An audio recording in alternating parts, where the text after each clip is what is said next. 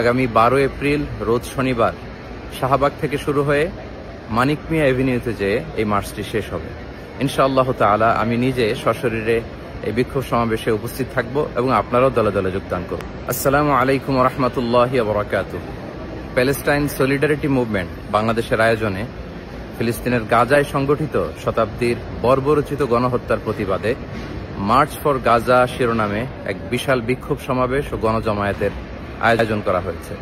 আগামী 12 এপ্রিল রোজ শনিবার শাহবাগ থেকে শুরু হয়ে মানিক মিয়া এভিনিউতে যেয়ে এই মার্চটি শেষ হবে। ইনশাআল্লাহ তাআলা আমি নিজে সশরীরে এই বিক্ষোভ সমাবেশে উপস্থিত থাকব এবং আপনারাও দলে দলে যোগদান করুন।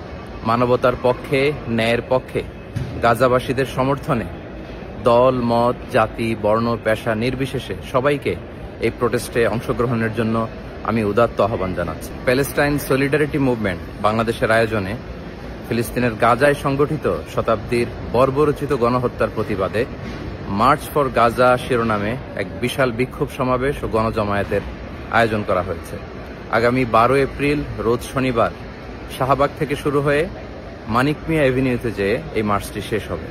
ইনশাআল্লাহ তাআলা আমি নিজে সশরীরে এই বিক্ষোভ সমাবেশে উপস্থিত থাকব এবং আপনারাও দলে দলে যোগদান করুন।